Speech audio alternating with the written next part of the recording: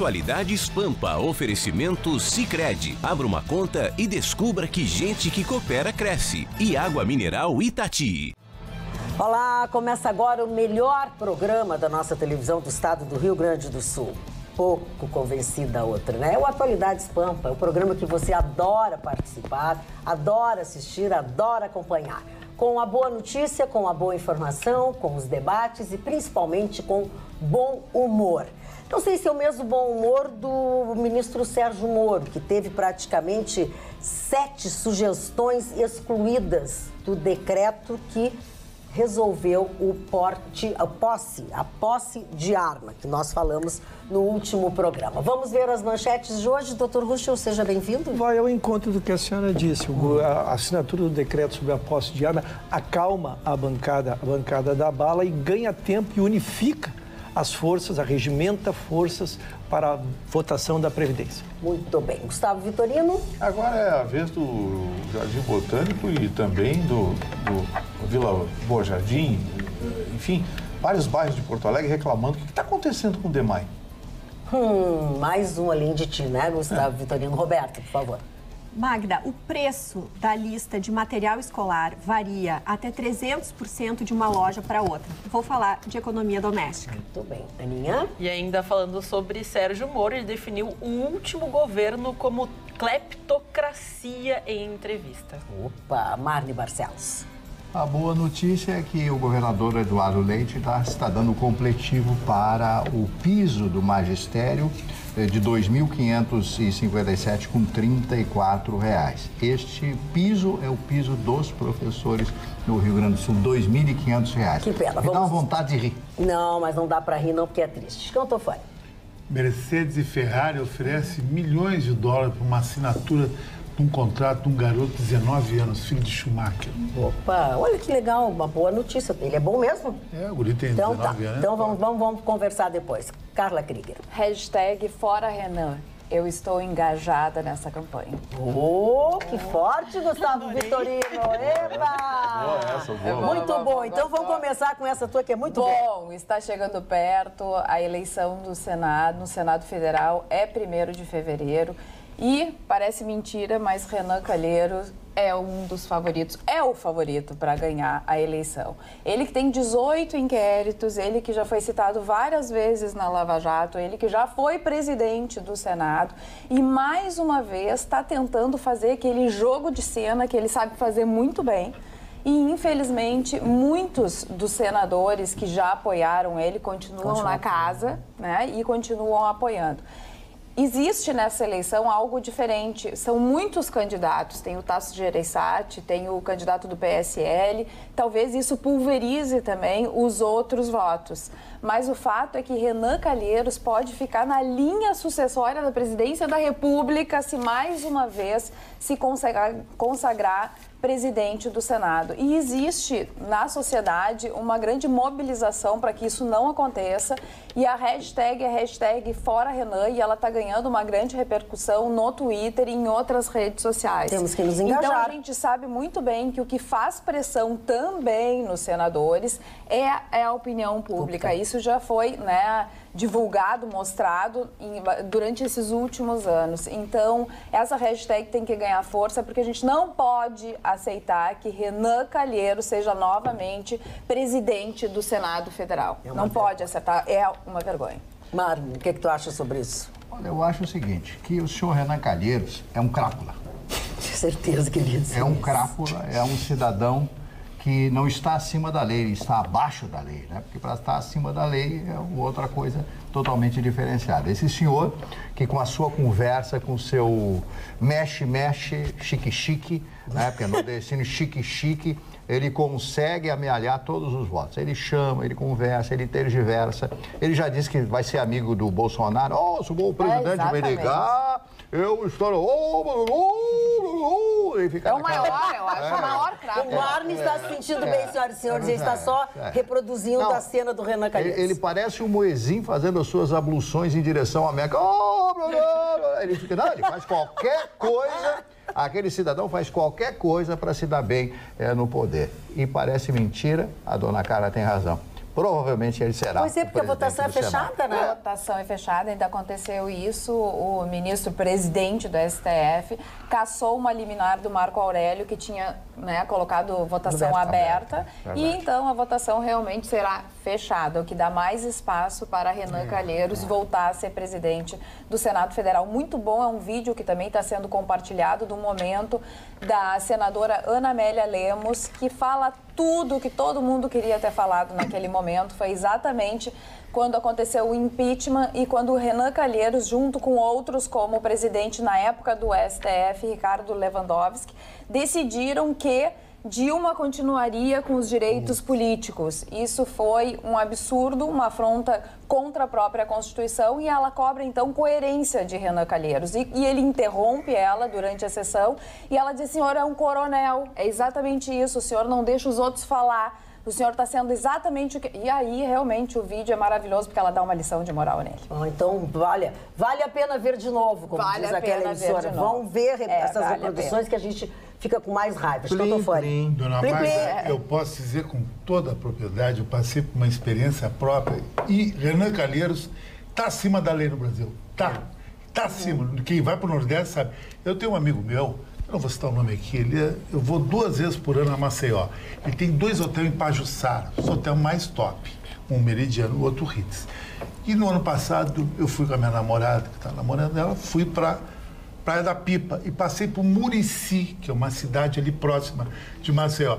E o cara do táxi disse assim: com essa mulher, ô gaúcho, não entra nessa cidade. Porque o prefeito dessa cidade é o filho do Renan. Se ele tá filho da tua mulher, ele te pega. Mas que barra, ele pega mesmo. É dono do Nordeste. Um coronel total. Tá acima da lei e manda no Senado. E aí tu já desviou, foi para outro lugar. Peguei a direita, saída pela esquerda, saída pela direita. Mas se o senhor tivesse a fim de se livrar da mulher? Eu acho que... Tinha entrado. Tu saía do táxi e dizia assim: só pode levar ela pra mim, por favor. Passa na frente da prefeitura. Passa na frente da prefeitura e atira ela ali. Mais alguém quer falar sobre Renan Calheiros? Eu queria dizer uma coisa que eu odeio dizer, mas eu tenho que dizer, eu concordo com o Chicão. O nome é advogado. Esse Renan Calheiros é o novo Sarney. O Sarney é o dono do Nordeste. É o novo Sarney. Ele descobriu qual é a jogada. É o seguinte: ele não deixa passar nenhum pedido de impeachment de ministro do STF, ele senta em cima. É isso aí. Em contrapartida, o STF não deixa passar nada contra o seu Renan Calheiros e está tudo certo, estamos em casa. O Renan Calheiros usa isso e diz para os senadores: não, relaxa, tá tranquilo, vota em mim que eu de presidente, lá no STF seguro qualquer bronca. Ele disse isso no microfone, na sessão de impeachment da Dilma, ele disse isso no microfone para a dona Gleisi Hoffmann. A senhora tinha um problema, a senhora sabe, eu pego o telefone, ligo para lá e resolvo. Resolvi o seu problema lá, a senhora está sendo injusta comigo. Ele disse isso no microfone, ele disse que resolveu o problema da dona Gleisi Hoffmann são os processos, inquéritos contra ela. Ele levantou o telefone, ligou para o STF e resolveu o problema dela. Ele disse isso no ar, no microfone, está nos anais do Senado. Então, assim, esse sujeito que responde... É um coronel mesmo. É um coronel mesmo. Ele é um novo Sarney. Ele é um novo Sarney, com uma diferença que o Chicão chamou a atenção. É coronel do mal. Toninho Malvadeza, né? Lembra do Toninho Malvadeza? Exatamente. Lembra do Toninho Malvadeza? Vitorino. Esse mesmo empresário me disse lá em Maceió, Chicão: enquanto o Calheiros estiver no poder, nunca vai acontecer nada com o Fernando Collor. Que reza uma lenda que ele tem uma dívida com o Fernando Collor, que vem lá dos anos... Os dois se protegem. Agora, tem um negócio ali que é interessante. O Renan Calheiros, ele tem uma ascendência brutal sobre os senadores do Nordeste. Exatamente com essa proposta. Essa proposta de eu protejo vocês me elegem, eu protejo vocês. Aquele velho mamão lava outra. E lá no STF está tudo certo, porque no STF, os ministros que têm pedidos de impeachment caindo pelos borbotões, que está cheio de pedido de impeachment de ministro do STF, mas eles sentam em cima, tudo no Senado. Em troca, o STF segura a bronca dele. Então, assim, o Bolsonaro não tem como passar por cima disso, porque não está no voto, não está na vontade popular. Os senadores nordestinos, na sua grande maioria, não são todos, tem senador do Sudeste, do Sul, que vota no Renan também. Mas os senadores nordestinos, essencialmente, que são de esquerda, na sua grande maioria, têm essa identificação com o Renan Calheiros. Agora, eu quero levantar uma questão aqui. Até que ponto o apoio do Bolsonaro pelo seu partido, PSL, ao Rodrigo Maia, que é da mesma turma do Renan, só que com menos força ainda, né? E ao Renan Calheiros, pode funcionar como uma máxima do judô, que é use a força do adversário contra ele mesmo. Sabendo que o Renan Calheiros é uma mercadoria à venda, tal como o Rodrigo Maia, ele pensa assim, eu boto esse cara lá, a hora que eu precisar de alguma coisa, eu dou 2, 3 carguinhos para ele, para quem ele indicar, para os amiguinhos lá, uma superintendência não sei onde, um cargo de conselheiro numa estatal aí, e está resolvido. Até que ponto isso não pode ser do interesse? Porque veja que o Renan já veio pedindo pinico, fez campanha o tempo todo, para o PT, para o Haddad, atacou o Bolsonaro, chamou o Bolsonaro de tudo. Agora disse, não, se o governo precisar, o Brasil é mais importante, não sei o quê, o governo pode contar comigo. O Renan quer estar onde a chave está. Quem tiver com a chave do cofre, não interessa a cor nem a letra. Não, o Renan não tem partido. É o pior tipo. É o que se vende para qualquer carguinho, ele está lá. É o coronel. Então, assim, ele não tem partido político, ele não tem ideologia, não tem nada. Tem sim, o meu, o dele. O dele. Aí eu levanto a questão, Marco. O RC. E já te passo a palavra, que é a seguinte. Será que isso não é interessante? Porque o Bolsonaro vai pensar assim, bom, se travar, dou 2 carguinhos para ele e aprova. Não, mas o PSL está lançando um outro candidato. Ao Senado? Major Olímpio. Exatamente, o Major Olímpio. Bom, então já... Major Olímpio. E outros ainda que podem estar também... Desculpa. Eu só queria dar uma palavrinha do Renan Calheiros. Aqui a Carla está em plena campanha. O Renan Calheiros, em primeiro lugar, como disse o Vitorino, ele é um manipulador e um homem de extrema inteligência. Ele tem uma formação muito forte no direito.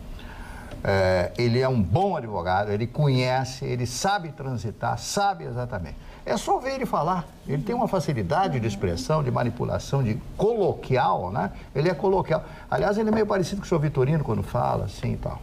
Desculpe. Que é isso? Olha que eu já tinha achado que o Vitorino era o nosso coronel pela fala do Chicão. E agora? Ele disse que fala muito, fala mais que os outros. Então é o nosso coronel, querido. Eu fiz um elogio ao senhor. Eu também. E sabe o que eu acho desagradável nisso tudo? Me confundi com o Renan. Não, favor. A gente comparou. Tem gente melhorzinha para me confundir. Tá bom, então vamos lá.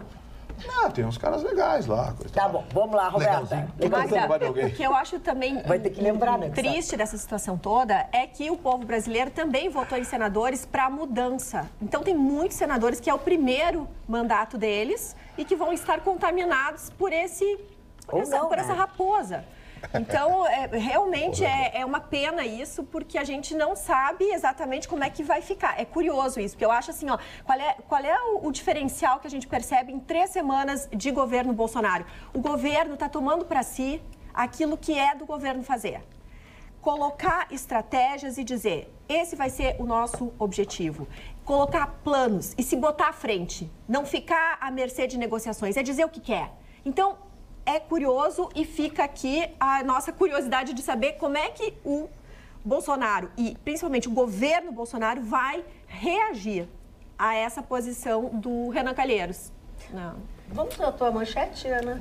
Vamos falar um pouquinho mais sobre Sérgio Moro, que foi entrevistado ontem numa sabatina com diversos repórteres. Ele não se escondeu de nenhuma pergunta difícil. Falou sobre o filho do Jair Bolsonaro, sobre a questão do feminicídio, sobre a questão da posse de armas e também afirmou que o porte de armas não consta na sua pasta para que tenha uma futura revisão, futuro entendimento de que isso deve acontecer, que deve ser liberado, porque ele entende que é algo muito delicado. Mas o que mais impactou dentro dessa entrevista, pelo menos ao meu ver, foi que ele analisando a questão da ditadura, de muitos brasileiros estarem nas ruas pedindo a volta do regime militar, foi justamente porque o último governo deixou o brasileiro tão sentido, aquelas pessoas que vão até as urnas, porque acabou sendo um governo de cleptocracia, onde perde a questão da democracia, é associado diretamente ao roubo, à fraude e à corrupção. Daí ele até justificou, dizendo que o seu intento é, como ministro da Justiça, trazer às claras muitos julgamentos, até pelo seu posicionamento, porque ele disse inicialmente, quando teve a questão do Lula, que ele não ia participar, não aceitaria nenhum cargo, mas ele disse que aceitou justamente porque ele quer fazer a limpa e participar desse processo, porque ele, como brasileiro, vê como importante a sua participação, principalmente abdicando de uma magistrado para então ingressar no Ministério. Eu vi essa entrevista. A única coisa que eu posso dizer dessa entrevista é que esses jornalistas teriam que ter um Estado Islâmico no Brasil. O Estado Islâmico deveria estar no Brasil. Porque o estilo de tendência deles para queimar o Sérgio Moro foi uma coisa assim, por isso que eu odeio a esquerda e o Petralha. Revoltante mesmo. Queria Pinochet, por isso que Pinochet tinha que ter o Prêmio Nobel. Sabe o que foi bom? Ter visto o quanto faz diferença tu ser uma pessoa, um profissional ilibado, ou seja, não ter nada preso. O Sérgio Moro respondia com calma, com propriedade, olhando no olho. Com tranquilidade. Mas, Roberta, a Magda falou a verdade, Até perguntas Roberta. que não eram apropriadas. Roberta, porque não a revolta que dá num cara que está focado. Pega um detalhe do funcionário da FUNAI, enquanto o Lula levou Mas todo o Brasil. Mas tu viste a classe com que ele se propõe, a resposta. Mas talvez eles tenham feito, Chicão, até esperando que ele fosse responder. Se desestabilizasse. Não desestabilizar, não, porque eu acho que as pessoas já entenderam que ele não se desestabiliza. Exato. Mas até que ele entrasse nessa, entendeu? Ele seguiu a cartilha dele. Por exemplo, ele falou alguma coisa sobre os itens que ficaram de fora do decreto da posse de arma. Ele era contra 4 armas para uma pessoa. Ele falou sobre isso, que esse Mas decreto ele passou, foi uma construção, foi uma construção feita a muitas mãos. Então, eu acho que é... E aí ele fala uma coisa muito interessante. Tem muita gente que está criticando que não entrou o porte de armas e tem muita gente que está criticando a flexibilização da posse. Quer dizer, eu acho que eu fiz exatamente a coisa do meio termo, né? Então, assim, ele conseguiu realmente manter a linha, porque é uma coisa que ele consegue, ele é uma pessoa técnica. Então, ele tem a resposta técnica. Então, ele não deixa, ele tem uma postura de juiz. Ele consegue manter uma imparcialidade e uma postura. E a serenidade dele, né? E daí, a serenidade dele, Magda, me passa uma confiança, uma segurança. Eu acho assim, que se algum dia a gente descobrir que ele não era sério, aí me caiu todos os botinhos. Ela fez assim, eu acho que ela ia tirar a roupa. Ela fez assim, aí me caiu a saia. Isso que tu tá trazendo, Carla, é muito apropriado e é isso que às vezes a gente tanto quer de um estadista, de pessoas que estão em cargos públicos. Aceitar contraditório. Enxergar e escutar quem pensa diferente. Quando o Sérgio Moro diz o que a Carla acabou de dizer, olha... Pelas críticas de um lado e pelas críticas de outro, acho que nós estamos no caminho certo. Isto que nós precisamos, o equilíbrio. Saber escutar pessoas que pensam diferente, mas escutá-las de verdade. E não reagir, pensar, adequar. Cargo público é isso. Vamos escutar o Dr. Russo, não terminou? Obrigado, dona Magda. Muito obrigado. Deixa eu só concluir aqui. Só para dar um ponto final, assim, podemos colocar nessas declarações que ele até, sobre a questão da posse de arma, ele falou que ao mesmo tempo que existem pessoas que se movimentam buscando uma segurança em apenas situações extremas, que é o caso se alguém invadir a tua casa, o comércio, tudo isso, ele disse que procura atender essas pessoas, mas também que ninguém no Brasil é obrigado a ter uma arma, que ele vai respeitar tanto o objetivo de quem quer se proteger, como daqueles que são pacifistas, acreditam que essa não é a solução. Doutor Russo, queremos ouvir a sua fala. Nós temos saudades da sua voz. Muito obrigado, Eu estou com saudades do Salam Aleikum todo. A senhora sabe que ontem a bancada da bala estava terrível. Estava telespectador ontem a bancada da bala estava solta. Eu ia defender. Olha lá, ó. Eu vou dizer uma coisa. Todo de preto. Era bala pra o general, ele é general, não. O general estava solto. Eu pensei que ontem nós ia bater continência, ia fazer ódio unido aqui, porque a bancada estava firme, estava unida. Mas, doutor Russo, vários telespectadores perguntaram pela sua presença, sentiram sua falta. Muito obrigado. A gente explicou bem direitinho o que você estava fazendo. Eu sei. Circularam versões sobre a minha ausência. As mais absurdas e as mais viáveis. Exatamente. Eu quero agora tranquilizar. Faça um juízo. Já tem a verdadeira. Quero tranquilizar que estou de volta. Dona Magda, a minha visão, vocês conhecem, ela é diferente, né? Eu acho que a crítica é pela crítica. Acho que a nossa bancada tem sido muito ácida com a crítica, né? E esse foi um tema que pontuou ontem, né? Eu acho que nós viramos críticos da crítica. Quando a crítica faz exatamente o que tem que ser feito. E vou dizer uma coisa, tenho 61 anos, não vi governo mais criticado que o da Dilma. Ela foi ridicularizada, foi tudo. Verdade, com razão ou sem razão, esse não é matéria para nós não vamos repetir pauta superada. Em 10 dias? Mas ela foi... foi destruída em 6 anos, não foi em 10 dias. Bem, não sei qual é o tempo que tu tem, Gustavo. Tu falou até agora. Não. Ninguém te interrompeu, mas vamos lá, A crítica vou repetir, em 61 anos não vi governo mais criticado, que com razão ou sem razão não é a pauta para nós aqui. Mas isso é a questão da crítica. E tem que fazer uma entrevista, quando tu vai entrevistar alguém do tamanho do Sérgio Moro, se tu vai fazer aquelas jogadinhas ensaiadas, então me parece uma postura muito de torcedor. Ai, tem que perguntar, Sérgio Moro, o que tu almoçou? A comida estava boa? Porque senão não dá, pessoal. Entrevista é isso. Entrevista é isso. Entrevista é tentar tirar do ministro da importância dele as decisões. Por exemplo, várias decisões deles foram contrariadas no decreto que foi publicado. O que é jornalista? E eu não tenho curso de jornalista, não sei quantos tem aqui da bancada, mas jornalismo é fazer com que ele mostre qual é o sentimento que ele teve. Como ele é muito preparado, muito profissional, dê as respostas profissionais que eu acho que são do jogo, pessoal. Então, nós aqui estamos falando, ontem também 80% da crítica está contra. Não, 80% da crítica está fazendo a crítica. Está fazendo a crítica e nós emitindo a nossa opinião do que concordamos, o que nós discordamos. Então, essa é a minha matéria. Sobre a minha posse, sobre a minha manchete, que pega o Moro... A posse da arma. É exatamente sobre a posse. Já está pensando na posse da arma. Não, mas eu queria entrar com conteúdo porque não quero discutir jornalismo. Só falei o que eu penso de jornalismo. Sobre a posse, eu acho que o governo ganhou um tempo extremamente importante, né? Ele conseguia, a gente falou na bancada da bala, a bancada da bala conseguiu ser acalmada, né, porque cobrava, porque era uma promessa de campanha, então foi assinado. Então o porte, que é uma matéria muito mais complexa, será discutida mais adiante. O que o governo quer? O governo quer concentrar o foco na reforma da Previdência e abrir agora a discussão do porte, porque se havia uma unanimidade sobre a posse, sobre a porte, a matéria é muito mais controvertida. Né? Então tu podes abrir uma cisânia dentro de um Congresso que tu ainda nem sabe quantos votos tem. Então, como a concentração é em cima da votação da Previdência, deixa a matéria complicada para o lado e fica concentrado na matéria da Previdência. Eu vou pedir licença para ler um e-mail que nós lemos ontem no programa, não sei se estavas assistindo na hora, que é para tu veres como as opiniões são e tu fica sem saber para que lado olhar. Gente, coloquem uma placa aí, rei, o mito é nosso rei, kkk. Até parece que ele não erra, acertou tudo até agora, inclusive os filhos, kkk. Cadê o Ruschel? Já o excluíram porque suas opiniões são contrárias? Tu hoje está fazendo a nossa redenção aqui. Pelo contrário, dona Magda, Marcelo se alguém Denilson. que faz a justiça aqui é de que dizer que a senhora sempre me assegura a palavra sobre qualquer assunto Mas eles estão dizendo que tu não viesse ontem, o Marcelo, que estava furioso. Mas não capitulei. Não capitulou. Estou aqui Nem hoje. foi demitido por nós. Estou aqui pronto, exatamente. Marne Barcelos. Eu tenho uma... Eu não estou pensando... Tá animado, eu estou pensando, né, que ninguém do PT deu uma explicação do apoio ao Maduro. Ninguém, Vitorino. Chegou agora... Olha, nós erramos quando apoiamos o Maduro, aquele ditador, aquele sacripanta, que fez tudo isso com o povo da Venezuela e continua entronizado como se rei fosse naquele país tão rico e maravilhoso como é a Venezuela. Ninguém veio dar uma explicação. Eu acho que de todos os erros cometidos pelo PT, o PSDB cometeu erros crassos e gravíssimos também.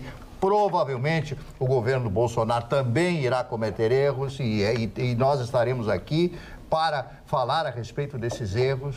Vamos falar a respeito disso. Ninguém teve a coragem ou a capacidade de dizer, alguém, né, dizer do Partido dos Trabalhadores, que tem gente honesta, honrada. Eu conheço o senhor Eduardo Suplicy, que é uma figura fantástica, um homem honesto, um homem probo. Eu conheço o José Genuíno, vou levar paulada por dizer isso, mas sou José Genuíno, é outra pessoa que eu conheci no Rio de Janeiro, em São Paulo, morava no mesmo bairro que eu morava ali no Butantã, lá em São Paulo, conversamos diversas vezes, uma pessoa honrada, mora num apartamento simples, etc, etc. Então existem pessoas honradas. Agora, quem é que em nome do Partido dos Trabalhadores vai simplesmente dizer, nós erramos nessa proposição bolivariana, por isso, dá todos, né, todos os meandros desse comportamento. Ninguém vai fazer isso, porque é muito simples atacar, é muito simples ir contra algo que está começando e não reconhecer os seus próprios erros.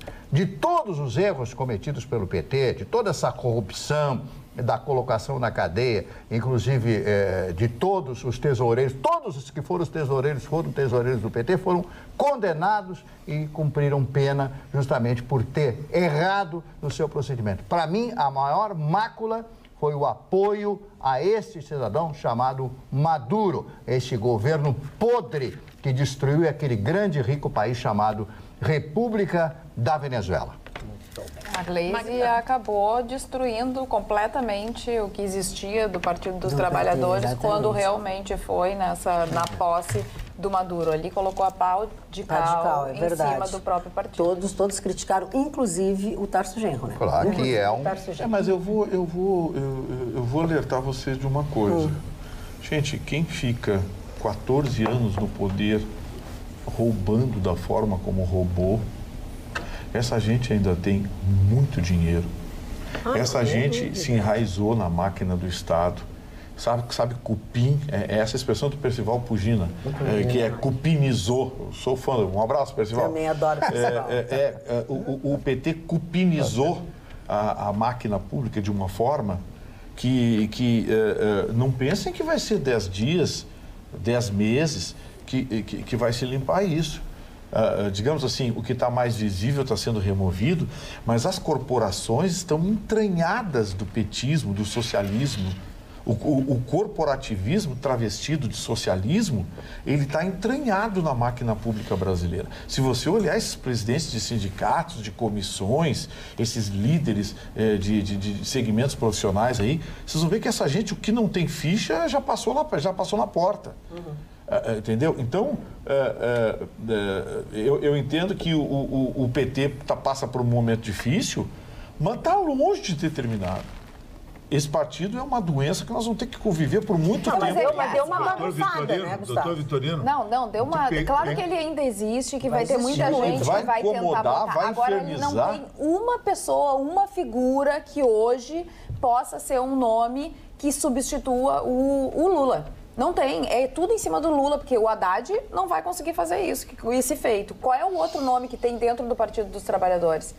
Que pode ser tido como um líder. Não, o problema eles precisam se reinventar. É que o Partido dos Trabalhadores hoje, ele age num processo de pulverização. Por exemplo, quer ver uma coisa? Tem um deputado nosso aqui, o Paulo Pimenta, que é o líder do PT agora na Câmara Federal. Ele e o pessoal do PSOL, acho que é o Freixo lá do Rio de Janeiro. Esse aí tá o nome que está crescendo. Já vão entrar com... O pessoal é muito forte no Rio de Janeiro. Muito. O pessoal é muito forte no Rio de Janeiro. Ele e o Freixo já estão falando que vão entrar com uma ação no STF contra esse negócio das armas. Eu disse ontem aqui e vou repetir, se o Bolsonaro dobrar o salário mínimo, eles vão entrar com uma ação e vão criticar. Pegando o rabicho do que você está falando, o Brasil não é um país de craque, de valente, é um país mais para galináceo. O Brasil é. E não é um país democrático. Se isso aqui fosse uma democracia, tudo que era político do PT seria hostilizado. Porque o que o PT fez para o Brasil é um crime, ele lesou a pátria, ele roubou. O cara que gosta do PT devia ser discriminado da sociedade e expurgado da sociedade. Porque é um pária, porque eles roubaram roubaram mais que os traficantes, fizeram pior que os traficantes. Eles contaminaram a essência do país. O cara que gosta do PT não pode ser respeitado. Parlamentar do PT, dona Magda, para mim não existe. Eu tenho verdadeira ojerização. É bactéria para mim. E o cara que apoia não tem argumento. Tem argumento, falar comigo aqui. Estou aqui na Atualidade Pampa. Senta aqui, que vocês fizeram em Passadina, pegaram nosso dinheiro, levaram para Angola. O que é isso, chefe?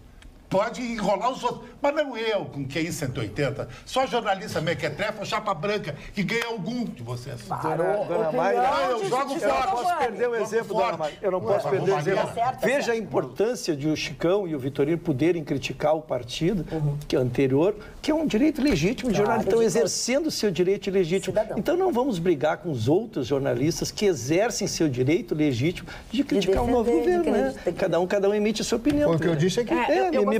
me parece bem mais lógico. E uma questão que também é um exercício lógico, que eu sugiro de reflexão para a minha querida bancada, é que nós saudamos aqui a demissão de 300 cargos comissionados, acho que não sei se foi segunda ou terça-feira. Foi uma das primeiras decisões. Saudamos 300 cargos comissionados, dizendo que era pessoal que tinha aparelhado pelo partido anterior. E agora estamos defendendo que o novo governo... Agora estamos defendendo que o novo governo faça o mesmo, só que com os líderes. Eu ainda prefiro que para os cargos sejam colocadas pessoas competentes. O que a gente percebe, assim, Buxa, que o governo está tentando dar uma ajeitada em tomar consciência do que aconteceu nos últimos 14 anos, quiçá 30 anos nesse país, para poder justamente o quê? Criar estratégias. Por quê? Porque as pessoas que estão entrando são pessoas que têm realmente um bom currículo, são técnicos. Então, por exemplo, o ministro do Meio Ambiente, ele está suspendendo por 90 dias os contratos com ONGs. ONGs que têm contratos e parcerias com o Ministério do Meio Ambiente nas áreas de recuperação florestal, gestão ambiental, segurança alimentar, nas comunidades indígenas e no agroextrativismo. O que ele quer avaliar? O que foi feito com 516 milhões de reais que o BNDES oficialmente ofereceu a 48 ONGs. Então, são 48 ONGs gerindo 516 milhões de reais. É uma quantidade considerável de dinheiro, aonde o que ele quer? Ele quer transparência. E as ONGs estão muito furiosas com ele, dizendo que isso é ilegal, que deveria ser tomado só através de uma abertura de um processo administrativo, mas ele argumenta que é um direito do povo brasileiro ter essas contas claras, organizadas, para decidir, olha, isso está sendo bem gerido? Seguimos. Isso não está sendo bem gerido? Não vamos seguir. Transparência. Ele está seguindo essa ideia. Então, são limpezas que têm que ser feitas. Não importa o partido, o que importa é o quanto foi ético esses últimos anos no nosso país. Isso que eu acho que é importante também, que aí tem um exemplo. Ana, você vai falar sobre isso? Ontem o Marne apresentou aqui a capa da revista Isto É, contando a história da dona Rose. Essa moça indicou pelo menos uma dúzia de conselheiros para as agências. Lembra? Indicava os amigos. Amigo de bar, amigo de boteco. Que ela dava as cartas e jogava de mão, né? Parceria. Tudo. Indicava para as agências reguladoras. Essa gente decidia a nossa vida, porque essas agências reguladoras hoje controlam as empresas aeronáuticas, energia elétrica, fornecimento, infraestrutura, comunicações, as operadoras, tudo. Os conselheiros dessas agências eram amigos da dona Rose, parceiros da noite lá indicados por ela. Olha a várzea que nós chegamos. É verdade, essa foi uma das matérias. Com aquela cara, dona Rose, ainda. Não, o Lula estava mais o que eu quero dizer para vocês é que quando se fala em desculpinização ou despetização, se fala exatamente tirar esses caras. Sim. Porque, na verdade... Eu acho que tu só tira fazendo isso. Pega tudo, vamos ver o que Se a gente parar para pensar e ver o seguinte... mas o PT botou técnicos bons em alguns lugares. Onde? Me apresenta 2. Onde? O que funcionou? A Eletrobras está quebradinha. Estão tentando evitar que privatize a Eletrobras, que está quebradinha. A Petrobras sofreu um assalto que quase emburacou. Nós pagamos a energia elétrica mais cara da América Latina.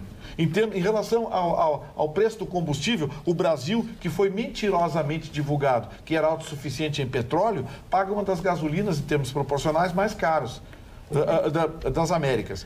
O salário mínimo nunca teve tão baixo. Tão mínimo. Tão mínimo. Os reajustes do Bolsa Família, o Bolsa Vagabundo, Bolsa Cachaça, Bolsa Vadia. Essas coisas aí, normalmente é muito acima do reajuste do salário mínimo. Já nem falo do reajuste dos aposentados, dos velhinhos. Isso é demais. Os reajustes dos velhinhos é vergonhoso. Então, me diz uma coisa, aí eles vêm dizer, mas o PT botou dinheiro na classe média, trouxe a pobreza para a classe média. Que classe? A classe média. Gustavo. Dona Magda.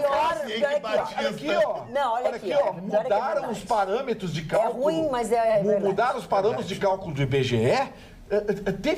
teve uma época que quem ganhasse R$ 1.170 era considerado classe média. Mas, Gustavo, o que eu acho... O que é isso? Independente... Poxa, eu sou bobo? Gustavo, o que eu acho que está havendo uma grande mudança, independente de partido, é o quê? Que no momento que há uma corrupção, no momento que a justiça ou a polícia encontra uma corrupção, o governo está preocupado em se posicionar, ou pelo menos estão se mostrando preocupados. Essa grande... Essa afirmação foi feita, inclusive, pelo Moro ontem, que eu achei isso muito louvável da parte dele, ter colocado isso. Porque o que a gente percebia? Havia o mensalão. O que a gente via do nosso presidente, que afinal de contas era quem respondia pelo povo.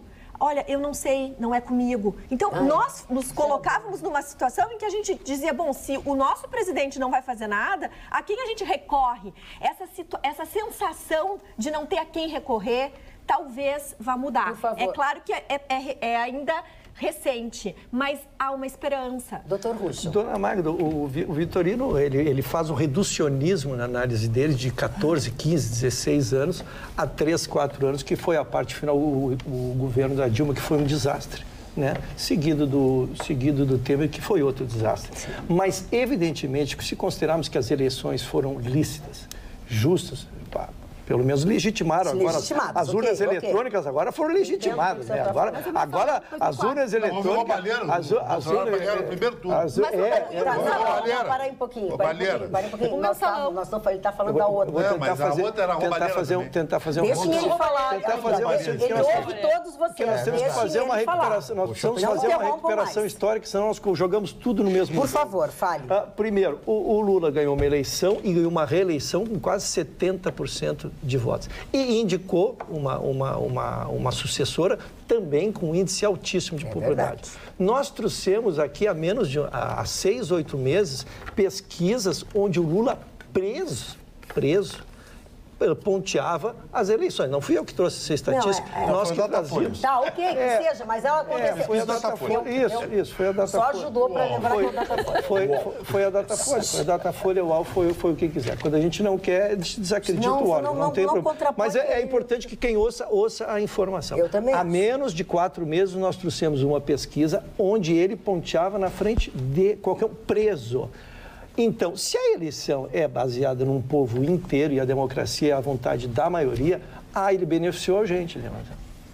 Nada invalida os argumentos do roubo, que nós todos somos contra, e por isso perderam a eleição e por isso estão presos, né? Ninguém mais vai roubar nesse país, se Deus quiser. Se Deus quiser. Nós nunca defendemos aqui, por isso que trazemos todos os inquéritos e volto a dizer, estão presos e tem mais gente que vai presa ainda, se Deus quiser. Inclusive o Aécio Neves.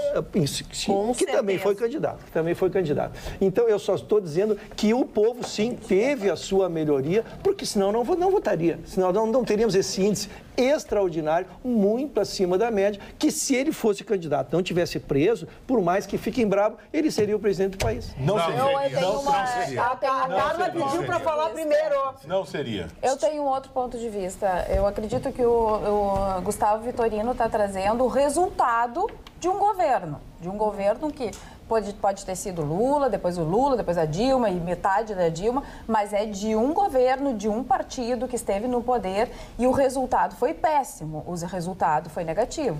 Se a gente for lembrar, na primeira eleição do Lula, ele pegou o país na hora que o país era para ter crescido realmente e ter continuado rico. Essa que foi a grande questão. Porque ele pegou com o real, ele pegou num momento mundial maravilhoso e que ele poderia sim ter feito o que ele disse que ele ia fazer. Que ele ia ser diferente, que ele ia botar o país para crescer, como assim cresceu no início, mas ele se envolveu na roubalheira. E a roubalheira acabou com as nossas instituições.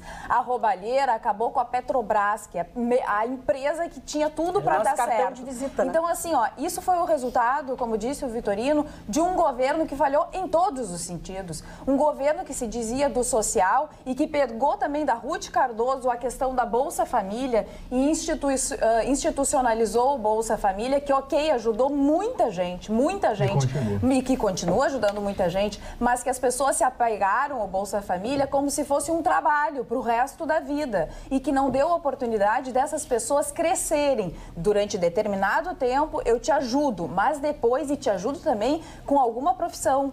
profissionalizando essa pessoa para ela entrar no mercado de trabalho. Então, na minha opinião, o governo do PT, do Partido dos Trabalhadores, o Lula e a Dilma tinham tudo para dar dado certo e deram muito errado. Muito bem. Dona Ana, a senhora quer falar outra coisa, né?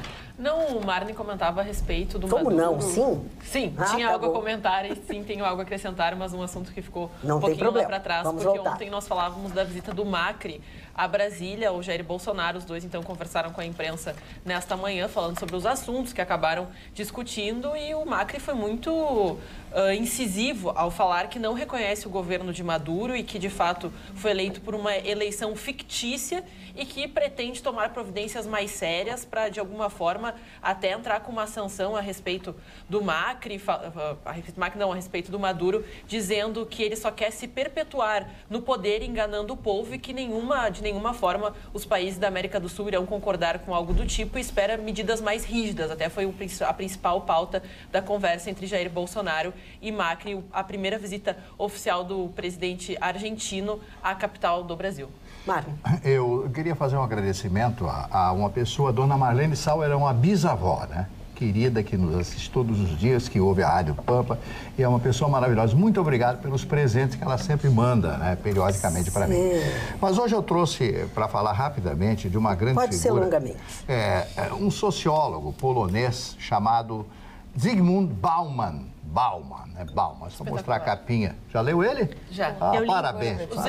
Eu li em 2006, o Amores Líquidos. Isso, deve estar aí esse livro. Bom, também é sensacional. O Bauman era um judeu polonês que conseguiu resistir ao nazismo da Segunda Guerra Mundial. Se torna professor da Universidade de Varsóvia, perseguido também pelo regime comunista, porque quando os comunistas assumem a Polônia ao término da Segunda Guerra Mundial, eles continuam na perseguição aos judeus. Ele, o Dr. Bauman, se aposenta da universidade e vai lecionar em Leeds, na Inglaterra. Mas o mais importante são os ensinamentos dele como sociólogo, ou sociologia. Foi uma entrevista que um jornalista fez com ele, e o jornalista colocou, né, entregou a entrevista e foi publicada essa entrevista na íntegra. Ele morreu há 2 anos atrás com 91 anos de idade. Mas o mais importante de todos os aspectos por ele direcionados, analisados, balizados, etc., foi o que ele disse, né? O que ele disse: tudo que eu falo, né, independe de todos os cursos que ele tirou, que deram a base intelectual para que ele pudesse fazer os comentários, mas sim pela vivência, pelo dia a dia.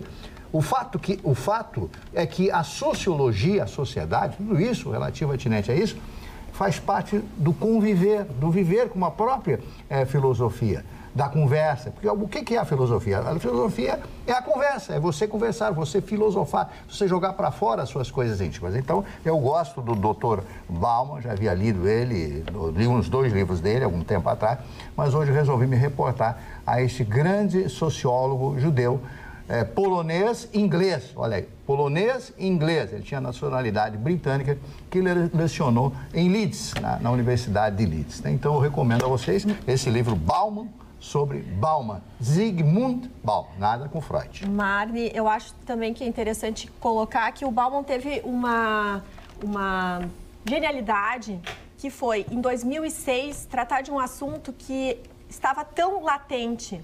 Ele se antecipou ao que acontecia. Ele soube ler aquilo que a gente fala que é um zeitgeist, o que está acontecendo no mundo inteiro, um movimento, que é o quê? Uma realidade onde as novas tecnologias fazem com que as pessoas sejam muito mais superficiais do que profundas. Isso foi bem interessante, então ele tem essa genialidade. E eu trouxe aqui uma frase dele, para encerrar, que diz o seguinte: o velho limite sagrado entre o horário de trabalho e o tempo pessoal desapareceu. Estamos permanentemente disponíveis, sempre no posto de trabalho, colocado por ele. E outra coisa que ele diz, que as redes sociais, tudo isso aí destruiu a juventude. É verdade, mas ontem um homem com 91 anos, hein? E a gente falou exatamente... Falou em 2006. Ontem a gente falou exatamente isso, já no Rabicho, como as pessoas, em especial as adolescentes, estão superficiais e dando muito valor para a parte estética, procurando desde cedo, né, a cirurgia plástica, meninas lindas, maravilhosas, que teriam que estar felizes. Um problema, né? Um problema seríssimo para as famílias e para as próprias adolescentes que tentam ser uma coisa que ninguém é, na verdade. Insatisfação consigo. Então, vem uma insatisfação muito grande dessa juventude. Falando em juventude, neste final de semana que eu estive na Serra, estive em Gramado, depois fui a Canela, aproveitei e visitei um casal de amigos, a Marta Severo e o Sérgio, que estão morando fora do Brasil, enfim. E lá eu conheci 2 jovens, um menino de entre 8 e 10 anos, eu não lembro agora exatamente a idade dele, e a menina tem 17, 18 anos. Os 2 assistem o nosso programa, em especial ele. Ele chama Guilherme, o loirinho lindo, daquele olhinho azul, assim, bem alemãozinho, e ela é uma morena também, bonita, Daniela. Então, assim, ó, é um menino, uma criança, né, que nos assiste, adora o nosso programa, adora ouvir os nossos comentários, então... Vamos mandar um beijo pro Guilherme, que mora aí em Canela, e para Daniela também. Obrigada ao Guilherme, que desde pequenininho já está nos assistindo. Não sei se isso vai ser bom para a tua formação. Guilherme é um nome lindo. Guilherme é um nome lindo. E o apelido Gui também, eu acho. Eu não sei, eu acho que ele é Gui também. Posso mandar 2 abraços, então, meu amigo Carlos Baranzelli, aqui em Porto Alegre, e o meu amigo Cláudio Zap, essa grande figura, amigo maravilhoso, lá em Santa Maria. Zap, um abraço e parabéns pelo seu sucesso. Gustavo Vitorino, eu quero ouvir a sua manchete, o Demai. Ou tu vai falar de outra coisa antes? Mas eu tô preocupado com o Demai. Desde que eu falei aquele negócio da Praça Não tinha água hoje de manhã no morro aqui também. Não, não tem água há horas, muitos lugares. O que está acontecendo com o Demai? Acho que o prefeito Marquesão vai ter que intervir diretamente no Demai, porque está demais a coisa. Degenerou. Aquilo que está acontecendo na Praça Arco Verde, vou repetir para quem não sabe, na Praça Arco Verde está jorrando água há meses. De uma unidade do DEMAI. Meu Deus. Jorra água de uma unidade do DEMAI. Há meses formou um riacho, o Riacho Arco Verde, que desce, porque a Praça Arco Verde no alto uma colina, desce a colina, aquele riacho, vai até lá embaixo. Está jorrando água de uma unidade do DEMAI. Aí eu fiz a crítica aqui, a assessoria de imprensa educadamente mandou uma resposta justificando que precisava uma obra, não sei o que tinha que licitar. Aí disseram que a obra vai começar em outubro. Outubro? E o prejuízo? Não, qual é a autoridade que o DEMAI tem de mandar alguém economizar água? Não, e o prejuízo, porque é água potável que está jorrando há meses. A Praça Arco Verde está destruída. E as catulitas tomam água ali? Destruíram a Praça Arco Verde. Bom, aí quando eu fiz a crítica, começou a aparecer gente reclamando aqui. Lomba do Pinheiro, Jardim Botânico. Aqui, na orfanatória, lá embaixo, tem faltado água toda hora. Quer dizer, o que está acontecendo com o DEMAI? No verão, faltar água? Faltar água por quê? Tem que economizar? Como tem que economizar? Querem que eu fotografe, filme lá? Eu vou filmar na frente da minha janela. Uma cachoeira. As periquitas vão ficar chateadas para tirar a piscina delas. As periquitas estão adorando, tem piscina, né? E com esse calor, né? Piscina, não vão sair nunca mais da tua casa. Não agora, definitivamente. Então, assim... O senhor não gosta dessas periquitas? Prefeito Marquesão... Eu tenho afinidade com periquita. O prefeito Marquesão... Já criou vínculo. Marne Barcelos criou um sorro manso. Prefeito Marquesão, eu acho que o senhor precisa interferir diretamente nesse caso, chamar o presidente do DEMAI, a diretoria de operações, a ONU, o FBI, a CIA, sei lá, chama alguém... Tem que ver o que está acontecendo, porque isso está comprometendo a sua administração. A gente sabe que o senhor está com uma série de dificuldades, mas nós estamos lidando com algo que é primeira necessidade, água. Pessoas. Tem gente sem água. Não, o DEMAI está botando água fora. E cada ventinho fica sem água e sem luz. Pois é, sabe? Então, assim a gente sabe que está quebrada mesmo. Não, pois é, mas tem que tomar um banho. Você está quebrada mesmo, isso aí tem que... Vamos apagar a luz, mas, vamos morar no escuro. Está quebrado, nós vamos morar no escuro, vamos comprar vela? É o que vai acabar acontecendo. O problema de vocês. É o que vai acabar acontecendo. É a tal da gestão pública. A gestão, eu acho que o prefeito Marquesão tem que chamar o pessoal do DEMAI, diretoria do DEMAI. Eu não sei quem é o presidente do DEMAI, diretor de operações do DEMAI, não conheço ninguém do DEMAI, mas... Poxa, tem alguma coisa errada. Quando eu comecei a falar aqui, começou a chover reclamação. Aí eu estava vindo para cá, estava ouvindo a Rádio Pampa, o Marconi, porque o fulano do bairro tal, lá na Rádio Pampa, aí o Marconi, pois é, eu não sei o quê, tem não sei o quê no bairro tal, aí na Rádio Pampa eu estava ali agora, o pessoal, olha, tem uma reclamação aqui, Gustavo, o bairro não sei o quê. todo dia agora tem reclamação de falta d'água em algum lugar. Pô, tem que ver, prefeito. O pior é que assim, ó, todos os anos acontece isso. Nesta época e durante todo o ano, está cada vez pior. Cada vez essa temporada chega mais cedo e acaba mais tarde no ano. Porque antes era naquele momento de superpopulação, Réveillon, Natal. Só que agora começa no Réveillon e Natal e ele segue até o início do Carnaval. Tá, e a água que tá faltando tá jorrando lá na praça. Ó, pessoal, vão lá pra frente da casa do Gustavo Torino. É que não tiver água, vai tudo morar na Praça Arco Verde. Monta as barraquinhas lá, porque tá jorrando água lá à vontade. Gustavo, é o tal do desperdício, né? E a gente tem que cuidar do desperdício. É a tal da falta de gestão. Também, falta de gestão. Chicão, tua manchete. Antes da minha manchete, mandar um abraço a um amigo meu que está de aniversário hoje, o Eduardo Irigaray, que é um grande DJ em Porto Alegre, um cara que ele conseguiu fazer o flashback virar Onde é que anda o Ira, hein? O Irigaray tá botando som pela vida. Ele não tá lá no Bali High? Faz Bali High, faz Porto Alegre, faz... Ele tá fazendo... Ele tá de aniversário hoje, o Irigaray. Ele gosta muito do Vitorino. Gosta muito. O mim também me telefonou, me convidou para aniversário. Ele acha o Vitorino um cara que incentivou muito a música no Rio Grande do Sul. Isso aí. Mas, dona Magda, é o seguinte, na Fórmula 1, tudo vive de grife. Damon veio de Gran Rio. Nelson Piquet, o seu filho, também teve na Fórmula 1. A Fórmula 1 ela é muito voltada a nomes. Eu acho isso muito legal, porque eu acho que a grife é que move o planeta. O dia que não tiver mais grife no mundo, nós vamos virar um exército de russos aqui da Sibéria, que o PT queria para nós. Mike, 19 anos, ele é filho de Schumacher e sobrinho de Ralf. Então ele já é uma grife na Fórmula 1. Ele recebeu o convite da Mercedes e da Ferrari para entrar na Fórmula 1.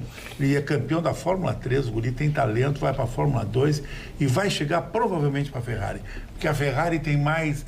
embora o Schumacher começou com a Mercedes, ele é alemão, a Ferrari tem mais de Schumacher que a Mercedes. Isso eu achei uma notícia em termos de esporte muito agradável. Chicão, ainda em relação então ao automobilismo, uma notícia que começa a preocupar as grandes marcas. Nem todas as grandes marcas estão focadas em produzir o carro elétrico, Chicão, mas a grande maioria está migrando. Você sabe que a procura pela Fórmula E, que é dos carros elétricos, teve uma corrida em Marrakech, aumentou muito. Tem o Grande Prêmio de Punta del Este, que eu já fui 2 vezes, e é espetacular. Assim, está aumentando muito a procura. Eu acho que se a Fórmula 1 não der uma... Ela vai para o elétrico. Ela vai para elétrico. E outra coisa... A Ferrari anunciou estudos já para desenvolver um motor. O investimento hoje num carro caríssimo, a gasolina é um mico total. Tu vai vender uma sucata daqui. Em 10 anos acabou. Não vale mais nada. O carro a combustão, como nós conhecemos, em 10 anos acabou. Nem me fala nisso. O meu já anda cheio de problemas. O Vitorino tem 2 Deixa a dona Roberta fazer a manchete delas em material escolar. A manchete era justamente isso. A questão é que muitas famílias já estão se preparando para comprar o material escolar. E é aquela dica. Por favor, pesquisem. E tem alguns... sites, inclusive, e algumas empresas que fazem pesquisa de avaliação de valores. E entre uma loja e outra, a variação de preços chega a 300%. E a ideia é o seguinte, é nós avaliarmos o quanto impacta nós pouparmos R$1 num objeto, centavos em outro. O que isso representa? Porque às vezes a gente pensa assim, é só R$1 de diferença. Isso impacta no orçamento e no cofrinho ao longo do tempo. Por exemplo, 3 produtos que chamam muita atenção pela diferença de preço. Foi avaliado que um giz de cera vem com 6 unidades, numa loja é R$1, na outra chega a R$14,90, o mesmo giz de cera. Uma cola de bastão, que numa loja custa 54 centavos, em outra chega a R$6. Uma tesoura sem ponta, de R$1,99 numa loja, R$16 em outra. É um absurdo essas mudanças. Então, assim, a dica também é que nós estamos num mundo compartilhado, cada vez mais. Então, assim, fazer, muitas vezes, a compra em conjunto. Se junta vários pais e justamente por ter uma quantidade maior, poder ir, muitas vezes, num atacado, comprar livros já usados, trocar uniformes, fazer esse compartilhamento, incentivar esse compartilhamento. E por que poupar? Eu fiz uma análise que é o seguinte, se a gente consegue poupar, vamos imaginar que uma lista de material escolar, já incluindo livros, uniforme, que fosse R$1.000. Se a gente conseguisse poupar 20%, a gente pouparia R$200. Se nós guardarmos de um ano, do nosso filho que tem 1 ano até os 18 anos e colocássemos R$200 por ano numa aplicaçãozinha de renda fixa, quando o nosso filho tem 18 anos, a gente tem R$5.000 guardado para dar para ele.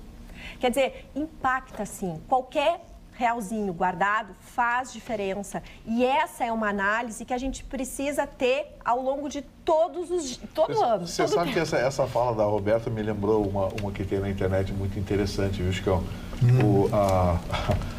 Quer poupar o quê agora? A moça virou pro 50 e disse assim, você fuma? Eu disse, sim, desde os 19 anos. Você sabia que se você, em vez de fumar, tivesse poupado esse dinheiro, você compraria uma Ferrari? Aí o sujeito vira para ela e diz, e você fuma? Eu disse, não fumo. Cadê sua Ferrari? Doutor Ruschel, vamos lá. Assim, Perdão, não. Eu ia dizer, acho que quem tem filho possa querer. Como não é mais o meu caso. Não tem filho. O Vitorino não tem filho. Ele mas quer ter uma Ferrari. Eu escutei a Roberta, acredito que sim, existe uma variação muito grande entre os preços dos materiais. Mas assim, aí a gente analisa alguns dados. R$1,99 uma tesoura com ponta R$16, a gente sabe também que tem marcas e marcas da tesoura sem ponta e da qualidade e da durabilidade. É que nem homens e homens, né? Tem homens e homens, mas vão achar que é tudo igual, né? Não dá pra dizer que é tudo igual. Por exemplo, a caneta do presidente Bolsonaro é a mais cara do momento. E tem que comprar. Porque tem que ter. Só é chique que tem a caneta do Bolsonaro. E ele ergue aquela caneta agora, tudo que ele assina. Eu posso falar de cátedra disso, porque o meu cunhado, casado com a minha irmã, ele é diretor comercial da Faber-Castell, e ele disse o seguinte, o que mudou o cenário é que os chineses entraram nesse segmento. E ele explicou, a Faber-Castell é a maior fabricante mundial de material escolar. E eles têm muito cuidado, porque a norma da empresa, o produto... E o produto tu vê que tem um diferencial. É mais caro, mas o giz de cera, ele dura, a canetinha também. O problema, sabe o que é, Carla? É o material tóxico. Os chineses, ontem, na hora do Brasil, se falava sobre os chineses não têm essa preocupação. Sim. O negócio dos chineses para fazer negócio tem que ser assim. É a canetinha a 50 centavos. Entendeu? Só que assim, essa massinha de moldar, não sei o quê, o gesso, a cerinha, contém material tóxico. Então, isso é preciso a gente olhar, porque não existe uma regulamentação no Brasil que seja cumprida. A gente sabe que tem umas regrinhas lá, da BNT, das normas técnicas, da Anvisa, mas ninguém cumpre. Ninguém cumpre. Agora, uma parte interessante é essa história do uniforme, porque o uniforme é uma coisa muito cara e é uma coisa que a gente está sempre tendo que comprar, porque as crianças crescem e a gente de um ano para o outro tem que comprar tudo de novo. E os próprios colégios, Roberta, não sei se o colégio que a tua filha, a Violeta, estuda, mas faz isso, mas no colégio que a minha estuda, propõe algumas trocas. Então, tem o dia que as pessoas levam as coisas que já não usam mais e acabam trocando ou vendendo, enfim, e tem essa reciclagem, né? Porque é a época de realmente do compartilhar. Dona Carla, não precisa comprar tudo novo e depois jogar tudo fora. Dona Carla, na minha geração era diferente. Os pais faziam os filhos tudo enfileiradinho, ia passando de um para outro. Hoje as pessoas fazem um filho, ficam 5 anos juntando dinheiro para poder fazer o próximo. É verdade. E aí não usa mais o material. O terceiro pegava a mochila toda rasgada. Os cadernos tudo rasgado, folha usada. Mas olha, tem um monte de brechó, assim, ou se não na escola, porque às vezes tem algumas escolas que não fazem, mas tem gente que faz. No próprio Facebook, tem os pais que se juntam de determinado colégio e sabem que os livros normalmente são os mesmos, e aí já começam no próprio grupo, no Facebook, a fazer a troca. Esse livro que tu precisa parte até da educação, de tu ensinar teu filho, olha, não rasura, porque tu pode oferecer esse livro, seja para trocar ou seja até para doar, quer dizer, fazer essa visão de compartilhamento. Mas aí não dá, porque daí tu compra um negócio pro filho, tu tem que marcar, né, livro, né? Eu era daquelas que marcava, imagina o Ruschel sem uma... O Gustavo Vitorino, que é tem PhD em criança, vamos ver. Eu queria fazer levantar a questão para as duas mães. Continua aquelas listas de material escolar que vem um rolo de papel higiênico, não, essa não pode mais, é proibido. Acabou com esse negócio, né? Tu pode denunciar isso. Não, até porque não era em todas as escolas que faziam. Escolas particulares não estava demais. Agora, o que eles não conseguiram terminar ainda é assim, 1.000 folhas A4, 1.500 folhas, coisa que tu sabe que se a criança for 24 horas no colégio, não vai gastar. Não, daí vem 3 trabalhinhos. É do escritório deles, é para a escola toda. Não dá. Doutor Ruxo, o senhor tinha me pedido a palavra. Dona Magda, ainda impactado com a manchete que trouxe... O senhor tem ficado muito impactado. Eu tenho me impactado, porque eu estou muito sensível. Eu não sei se o senhor está muito fragilizado. A condição física... O senhor sabe que fazer corte no corpo da gente, a gente se fragiliza muito. Parou? Eu só quero dizer... está sentando bem, tá? Parou? Eu quero dizer que sobre a tese que o senhor Vitorino difundiu ontem sobre a minha ausência, me causou espécie, Dona Magda. Eu imagino, a mim causa espécie muitas coisas. Me causou espécie porque a sociedade porto-alegrense me questionou. Se tivesse que apresentar o suposto rompimento do... Não vou repetir a palavra. Não tem a qualidade, mas de qualquer maneira eu quero negar violentamente a tese trazida pelo doutor Então vamos à informação. Mas ainda impactado de que o então presidente, que o então ex-presidente, que já discutido bastante na bancada do Lula, tinha uma amante. Isso me preocupou, porque a bancada é contra isso, né? Nós nos revoltamos e nos resignamos. Eu sou completamente uma falta de respeito com a dona Marisa. Nós nos resignamos contra a traição, contra essa questão aqui. E aí eu fui ver a situação do seu Richard Mason. Um americano de 54 anos. Ele em segundas núpcias, ao contrário do doutor Vitorino, que está na 28ª núpcia. Esse está apenas na segunda núpcia. Mas queria engravidar. Sim. Queria engravidar, um direito justo dele. Ele? Não, ele queria engravidar. Depois do seu recolhimento ontem, eu até achei que o cara... Depois das insinuações a meu respeito. Mas o seu Richard Mason... Pode acontecer nada se duvido hoje em dia. Estando nas segundas núpcias, queria engravidar. Pois não. E o casal tentava, pelo menos praticava, e não conseguia atingir o seu desiderato. O que foi? Vai pro exame, né? Sim. E aí o médico deu a morta para ele, Dona Magda. Ele tinha... Deu a morta. Não foi de montão. Deu a solução científica. Não quis perguntar o que é. A decisão científica do Bota o cadáver do lado, bota o cadáver. Ele era estéril, Dona Magda. Ele era estéril. Seria um simples coitado. Não é? Seria um simples coitado se no primeiro matrimônio ele não tivesse tido 3 filhos. No primeiro matrimônio. Excelente a pergunta, Como é que você vai explicar? Eu imaginava que alguém fosse me fazer. Eu imaginei que alguém fosse me fazer essa pergunta. Ele tem cibrose cística, que já nasceu com ele, ele não pode ser pai. E no primeiro matrimônio ele era pai de gêmeos e mais um outro ligeirinho que nasceu. Ligeirinho é bom. Gêmeos tem gêmeos e ele foi e questionou a sua então ex-senhora sobre o que teria acontecido. Patrimônio, trataremos disso. Tudo vai terminar no dinheiro. Sim, Dona vamos lá. A história é boa. Ele foi questionar a senhora, a sua ex-senhora, o que teria acontecido, é o que ela garantiu. Então, tinha que ir para o desempate. Foram para o DNA das 3 crianças. Fomos. Que nervosa ali. Não, eu tô ali, tô sofrendo junto, tô acompanhando ali. A BBC tá aí para vocês acompanharem. Aí foram ver as 3 crianças e Dona Magda, não eram dele as 3 crianças. É uma grande novidade. Não eram dele as 3 crianças. E? Isso deu, então, fora lustrar as guampas, que é a única coisa que lhe sobrou. Mas ele entrou com uma ação contra ela, Gustavo. Eu gostei do ligeirinho. Porque eu sempre trago, na verdade, é uma questão jurídica. Ele entrou com uma ação contra ela, porque quando do divórcio, coube a ele uma indenização de $5 milhões, porque era um casal, era um senhor de posse. Ele pagou uma indenização para ela de $5 milhões para acertar essa dissolução conjugal lá, porque tinha pacto antinupcial, né? Então, lógico, ele entrou com uma ação e conseguiu, então, a procedência da ação da devolução de parte desse pacto, então, provando a infidelidade e o mau comportamento. A parte lamentável disso é que esta ação acabou virando notícia nos Estados Unidos, a própria BBC narrou, e os 3 filhos ficaram contra ele. Então ele virou uma grande novela mexicana, isso porque ele manifesta seu desconforto, seus filhos não lhe convidam para o casamento, não lhe convidam para a formatura, ele perdeu o contato com esses filhos. Ele queria mais filhos e acabou perdendo os 3. Ele acabou perdendo os 3 quando ele, nesse episódio, foi o traído, né? Ficaram do lado da mãe. É engraçado, a gente brinca, mas é uma isso dá um filme. Mas isso exato. Tem várias reflexões. Por dinheiro, ele perdeu os filhos. Por dinheiro. Quem cria. Pela briga, entendeu? E é bem. Foi só o dinheiro. Eu acho que tudo pai é quem cria.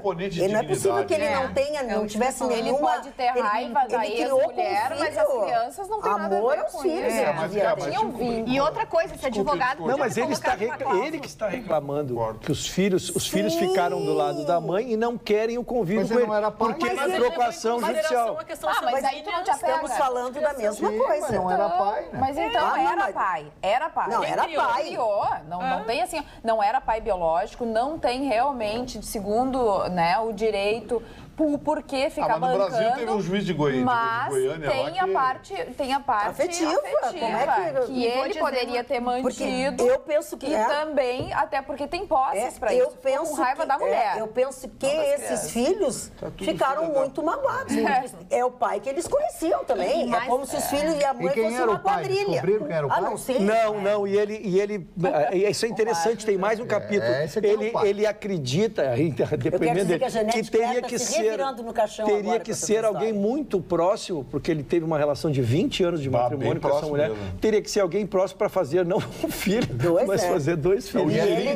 Então ele ofereceu uma gratificação, ele está oferecendo uma gratificação para quem dê informação, uma informação por $6.500 para quem der alguma informação sobre o paradeiro. Mas o cara é um barraqueiro. Mas por que ela não assume? É um barraqueiro. Esses filhos não podem querer saber dele mesmo. Assim, porque não é uma denúncia. Por que a mulher não tem? Por que a mulher não tem um restinho de dignidade nessa hora e diz, olha, trair, pronto, está provado cientificamente, o pai é o fulano. Acho que ela que teria que ter dignidade nesse momento. Sim. A matéria é controvertida. Gustavo Tonini, tu está querendo que tenha dignidade uma mulher que escondeu durante muitos anos que os filhos que o homem criou como os filhos não são dele. Mas certamente... E ela continuou com o outro do lado porque ela fez outro Mas certamente os filhos estão cobrando dela. Ou pode ser filho de outro pai. Sim, eu quero saber quem é o meu pai. Agora, nessa isso aí é problema deles, mas não precisava brigar com o tiozinho ali que criou. Também tem o seguinte, né? Tiozinho criou. Também tem o seguinte, será que ela sabe quem é o pai? Bom. Também tem... Obrigada. Vai da índole da pessoa. Excelente. Vai que a moça faz... E aí, se a moça não sabe quem é o pai, os filhos têm que ficar de mal com ela. Com todo mundo. Os filhos acho que esses filhos têm que sair pra rua porque eles não são filhos, são filhos das macegas. Esses são os típicos filhos da... Bom, é o seguinte, o Mário é um problema. O senhor não olha pra mim depois de dizer isso, essa barbaridade. Eu quero dar uma notícia importante. Então, por favor. Escrever uma notícia importante. É uma vírgula que eu coloco. Dois sindicatos em São Paulo estão fazendo confusão. Um deles é os sindicatos metalúrgicos, claro. Está ameaçando os metalúrgicos que não querem pagar o imposto sindical e a contribuição sindical, ameaçando retirar deles todos os benefícios obtidos no acordo, na convenção coletiva, no acordo coletivo. Alegando que foi o sindicato que fez esse acordo, coisa e tal, e quem não estiver pagando, quem não pagar, não vai ter direito a isso. O Ministério Público do Trabalho de São Paulo já entrou em campo, já disse que isso é ilegal. É o Sindicato dos Trabalhadores em Empresas de Informática e o Sindicato dos Metalúrgicos de São Paulo, esses dois que estão fazendo as ameaças. Um está fazendo ameaça velada, que é o Sindicato dos Trabalhadores na área de Informática. E o Sindicato dos Metalúrgicos colocou numa própria carta endereçada aos sindicalizados, aos metalúrgicos. Então, assim, o Ministério Público do Trabalho de São Paulo está investigando, já disse que é ilegal, já se colocou, o promotor responsável pelo caso já disse que é ilegal e que isso sirva de exemplo, porque tem sindicatos pelo Brasil que estão sem grana, diretoria, sindicalista que está sem grana, gente que não trabalha há muito tempo e é dono do sindicato. Esses caras estão começando a usar esse artifício, ameaçar categorias profissionais por conta de acordos coletivos. O sindicato faz um acordo coletivo porque é sua atribuição legal, não é favor de ninguém. Para ele sobreviver, ele tem que atrair associados, oferece assistência médica, assistência odontológica, assistência jurídica. Que é exatamente, tem que oferecer produto, né? Faz como as unions americanas fazem. As unions americanas são enormes, poderosas, mas por quê? Porque eles dão serviços. Aí o sujeito, em vez de pagar um plano de saúde, ele paga o sindicato, porque ele tem tudo o sindicato. E o sindicato não deixa de receber as beirinhas dele, do prestador, mais do sindicalista. Sim, claro, ele consegue desconto, consegue... Então, assim, nos Estados Unidos, o grande concorrente dos planos de saúde são os sindicatos, as grandes unions, né? Que oferecem as estruturas. No Brasil, não. O Brasil, o país dos sindicatos, criaram o esquema da vagabundagem. Tem que pagar, está aqui na lei, tem que pagar. Aí botam os advogados lá para cobrar, executar todo mundo e tem que pagar. Os caras não estão acostumados a conquistar. Dirigir sindicato exige gestão. Exige profissionais especializados nisso. Então, um conselho aos sindicatos: corram atrás, conquistem sindicalizados. E, Gustavo, eu quero dividir contigo, tu sabes que eu tive uma experiência no jurídico do Banco do Brasil e conheci muito dessa legislação, né? Sem dúvida alguma, qualquer decisão, qualquer acordo celebrado pelo sindicato, ele beneficia toda a sua base, né? Todos aqueles que estão. A única distinção que talvez possa se fazer, aí se sejam as ações jurídicas que um sindicato verse contra buscando algum benefício, aí volto a dizer, uma decisão judicial, onde aí sim só os sindicalizados, mas qualquer outro acordo celebrado é exatamente como tu dissesse, toda a classe é beneficiada, toda a categoria é beneficiada, e excluir é uma ilegalidade, né, sujeito a sanções não só trabalhistas, mas também na esfera penal. Muito bem. Pela primeira vez eu vejo o Ministério Público do Trabalho se colocar contra sindicato. Gustavo? Mas é o de São Paulo, né? Bom. Porque o daqui adora sindicato. E aí, cara? Tá dando bola pra minha mulher, pro meu pão de alho. Do pão de alho.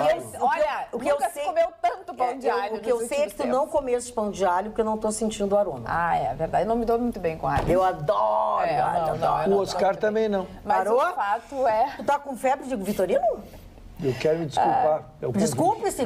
Já me desculpei. Ou o filo... Deixa a Carla falar. Qual é o problema do pão de alho? É que a Vigilância Sanitária, enfim, a Prefeitura fez uma operação e interditou uma fábrica ilegal de pão de alho e recolheu vários rótulos e as condições realmente não eram nada agradáveis desse local, né? Então, olha aqui, presença de uma caixa de passagem de esgoto aberta no estabelecimento, ausência de pia e kit de higienização para as mãos de manipuladores, sendo que alguns utilizavam roupas muito sujas.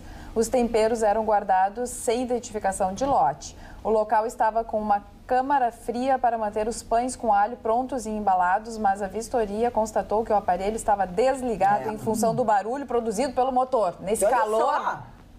Olha o perigo. Por causa do barulho. Tipo, não interessa a saúde. A ideia faça o pão de alho na sua casa. Pegue e compre o cacetinho, pode ser integral, pode ser o normal, pode ser a baguete. Faz o pão de alho, bota a manteiga, pica o alho, bota algum tempero.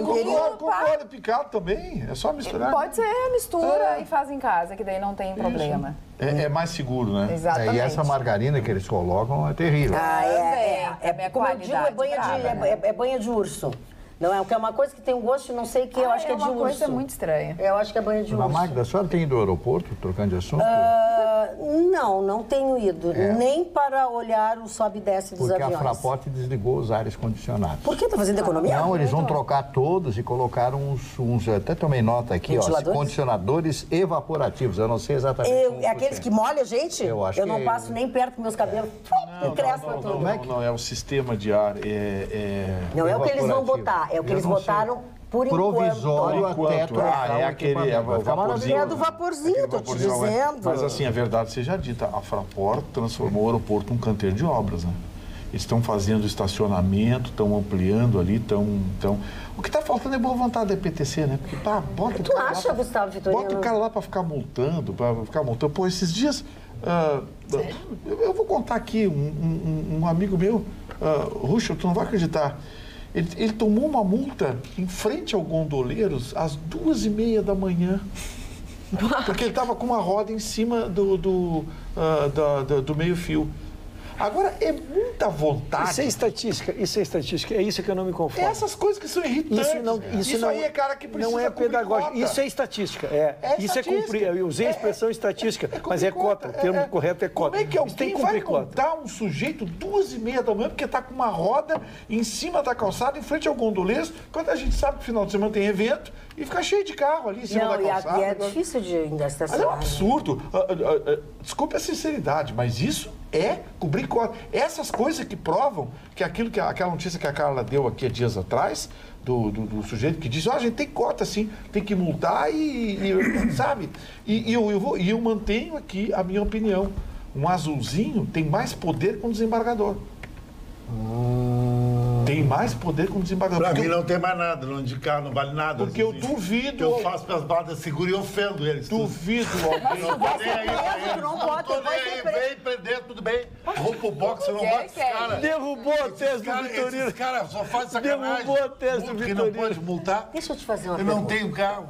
Graças a Deus, não sou Chega mais pra escravo frente aqui. Chega mais pra dessas frente. carroças aí, entende? Fica assim mais direto. Tá bom, Eu quero te perguntar uma coisa. Tu não tá nada bem. Não, mas tô ótimo, meu amor, irmão. Cada vez que tu fala hoje, tu fica vermelho, parece um peru. Eu tenho medo que tu tenha uma convulsão. Tu quer fazer a mesma cirurgia ginecológica? Parou, Gustavo Vitorino. Não, dispensa isso. Aí troca de sentar depois. Ai, não dá. Não tá nem aí. Doutora Roberta. Magda, Não, prestou atenção. Deixa assim. Passou. Você vê depois no Não, me dá direito à defesa, dona Olga. Não, já perdeu Eu tenho o estatuto do idoso, agora é a hora por da favor. doutora Roberta. Muito Sabe justo. por quê? Porque o senhor não está prestando atenção no Muito programa, justo. o senhor não tem direito. vai pro FOI, né, Magda? Vamos lá, doutora Roberta. Se a senhora soubesse quantas Servi frentes eu estou Roberta. atendendo simultaneamente. Vamos lá, Roberta. Eu gostaria de repercutir a manchete que a nossa Aninha trouxe a respeito do presidente da Argentina que esteve no nosso país e foi realmente uma visita muito importante. A Argentina tem mais interesse do que o Brasil tem na Argentina, ainda que nós somos o principal, a Argentina é o nosso principal destino de produtos industriais.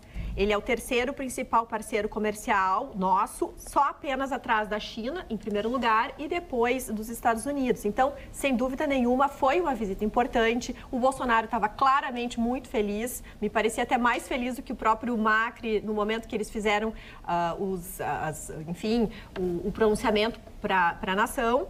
E chama muita atenção que, assim, o Paulo Guedes, logo em seguida que houve a eleição do Bolsonaro, ele colocou claramente, dizendo que o Mercosul não seria o foco dos projetos econômicos num primeiro momento. E ele se referia muito à questão de que é um bloco muito heterogêneo, tem realidades muito diferentes e toda vez que o Brasil faz uma negociação e que envolve o Mercosul, precisa atender a todo esse bloco, que é muito heterogêneo, como acabei de colocar. O que acontece com a Argentina? Ela é um país que está em recessão. Eles estão precisando mais de nós do que nós deles. E até tem uma brincadeira que os argentinos dizem que se o Brasil tem uma gripe, ocasiona uma pneumonia na Argentina. Em razão do quê? A Argentina está hoje com a segunda maior inflação da América Latina, perdendo apenas para a Venezuela.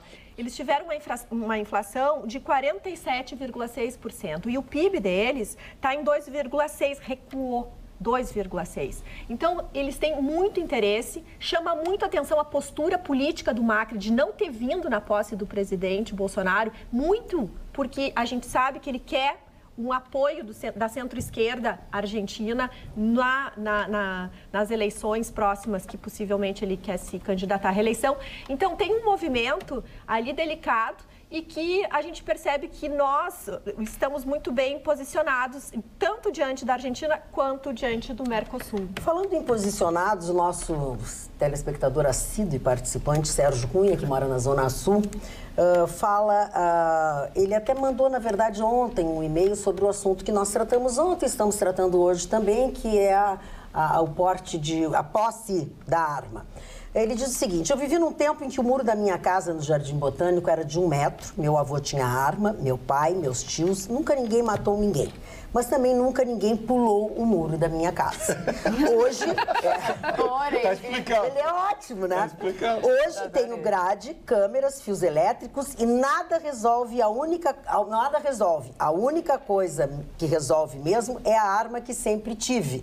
Afinal, criei 2 meninas sozinho. O PT mudou a lei e desarmou o país inteiro. A bandidagem tomou conta. Agora, Bolsonaro só está devolvendo as coisas aos seus devidos lugares. Só que parece que alguns jornalistas nunca viram uma arma na vida e protestam sobre um tema que não sabem que já existiu de forma maravilhosa. Quanta hipocrisia. O Chicão tem razão, quando o Chicão reclama disso, o Chicão tem razão.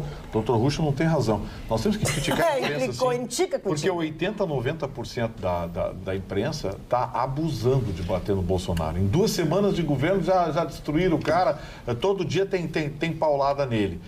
Pô, esse negócio do porte de armas, da posse de armas... Posse de armas é um negócio... O negócio estava caindo de maduro. E digo mais... Teve gente que botou assim, Moro é derrotado e não sei o quê, ou cisânia do governo, Moro... O próprio Moro disse, olha, nós colocamos as suas opiniões, eu tive algumas colocações que não foram aprovadas, outras foram aprovadas. Outros ministros tiveram opiniões, foram aprovadas. Isso é a construção da democracia. Mas eu vou ter que te falar uma coisa, Vitória. O Onyx Lorenzoni, na sua comparação... com a questão das crianças. O liquidificador. Dizer que o liquidificador é a mesma coisa que uma arma, não existe. Tu tem que botar na tomada, tu tem que botar o dedo, tu tem que apertar. Não é. Sabe por quê? A arma se guarda descarregada e travada. Se o Chicão Tofani tiver arma em casa, ele vai saber usar. Porque o liquidificador, ele só não sabe. atirador de faca. Não, para. Aquela faca estilo Rambo. Eu durmo com uma embaixo do travesseiro, outra embaixo da cama. Ai, tô até com medo. Olha, eu outra vez que eu dormi com alguma coisa na minha cama, eu estraçalhei. Aí não tem problema de porte, de bababá. Como é que é, Chicão? Tu é engolidor de faca? Tirar a faca. Não, Chicão, presta atenção na graça que eu tentei fazer. O Chicão tem arma e tem liquidificador.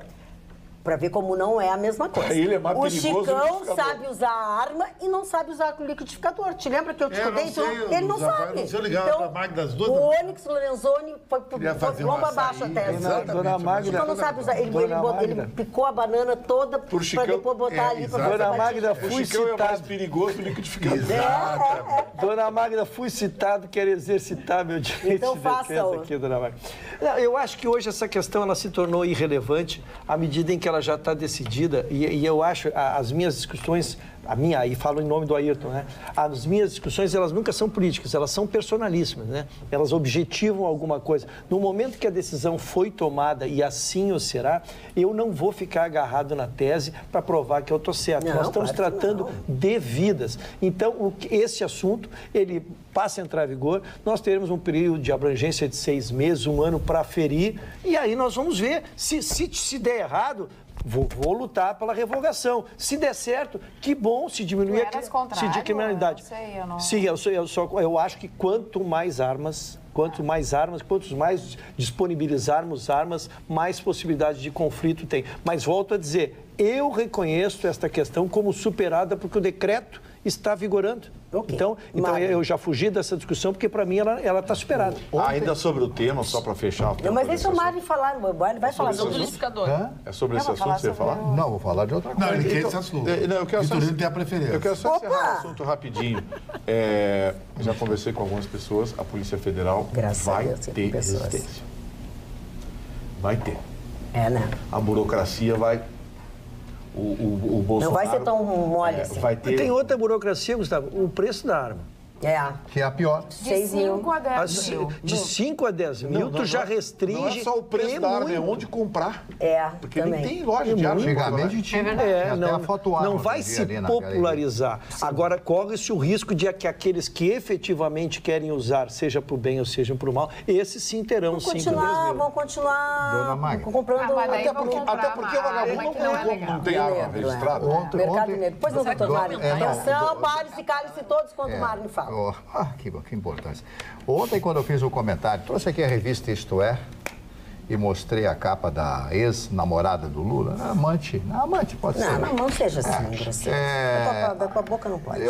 A minha referência, ela não é por ela ter sido amante do Lula. O Lula já teve uma outra amante, né? Outra amante? Claro que ele teve uma filha chamada Luan. Isso. De Lula e Miriam, que aí fizeram a composição do nome Lula. Miriam, Marisa, não dá, entendeu? Miriam, aí já não dá. Marisa não combina. Aí houve uma série de histórias, então, não me interessa. Mas foi que ele coloca essa amante dele para ser a gestora dos negócios da presidência da República lá em São Paulo. E este é o grande problema dessa senhora, que tem uma série de imóveis, etc. Agora não consegue pagar nem mais o condomínio, está devendo R$4.500, segundo a revista e segundo as informações prestadas pela própria... Se faz de coitadinho, tá tudo dia lá fora. Ela ia a Portugal, tinha conta... Não, ela viajava junto. Ela ia sempre. Ela ia junto. A dona Marisa ficava comprando vestido nas boutiques de luxo e ela ia viajar com o Lula. Eu acho que ela se prestava a isso, ele se prestava a isso e a dona Marisa também se prestava. Em 2006 também se prestava a isso. Mas, Mário, você conhece a história? Uma coisa na história é comum. Todas as mulheres dos esquerdistas, o homem de esquerda, ele tem mau gosto. A mulher é sempre feia. A mulher de Mao Tse Tung é um horror, de Khrushchev é um horror. Mao Tse Tung, o Daniel Ortega é um horror, Maduro é um horror. A direita não, é Trump. É só mulheres lindas. Não tá que nem a Damares. Não, o Chicão se superou. O Chicão estava falando de Fórmula 1 e acabou no PT. Vou dizer uma coisa. Mas que paixão, velho. Eu vi uma fotografia. O cara tá falando de Fórmula 1. Eu vi uma fotografia da dona Marisa, a dona Marisa, quando o Lula conheceu Só um pouquinho, ela. Marli, para um pouquinho, ok? Recomeça. A dona Marisa, quando o Lula conheceu a dona Marisa, a Letícia, ela tinha 20 e poucos anos, ela era recém-viúva e tal, que eles se apaixonaram, ela era uma moça bonita assim, senhor Chico. Não é, querido, olha a Dilma. Todo cara da esquerda é feio, pergunta pro Vitorino. A Dilma é a rainha da Daniel mandioca. Ortega, a mulher dele é um horror. Tu te acha o Brad Pitt? Não, mas olha...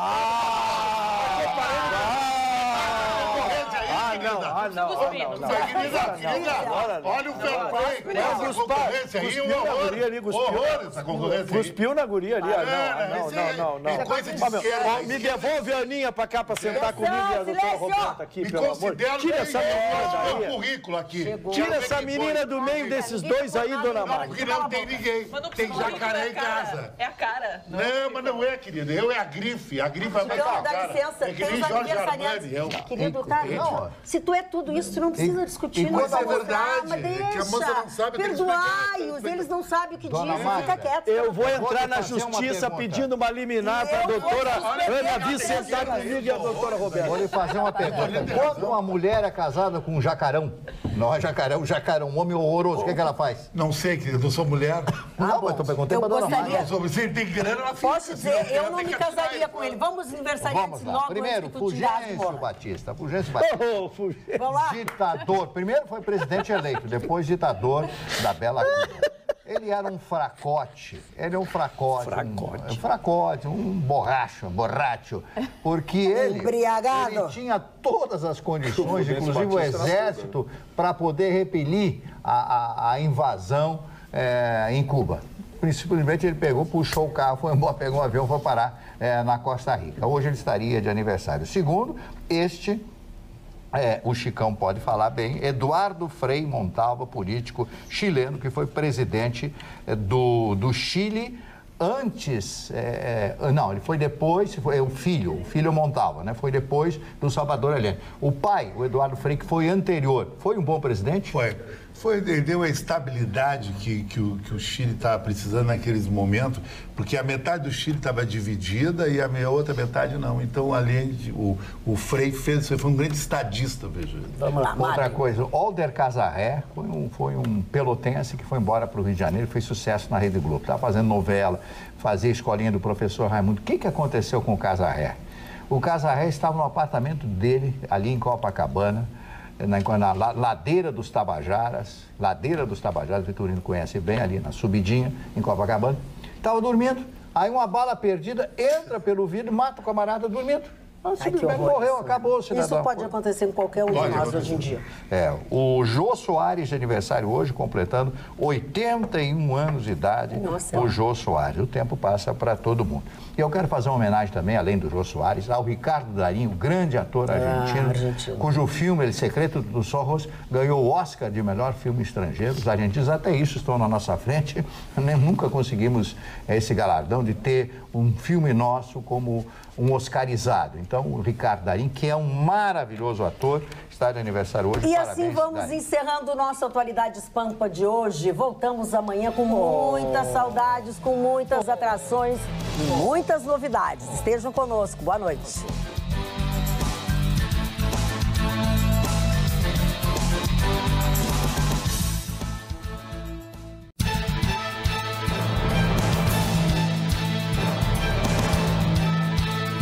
Atualidades Pampa, oferecimento Sicredi. Abra uma conta e descubra que gente que coopera cresce. E água mineral Itati.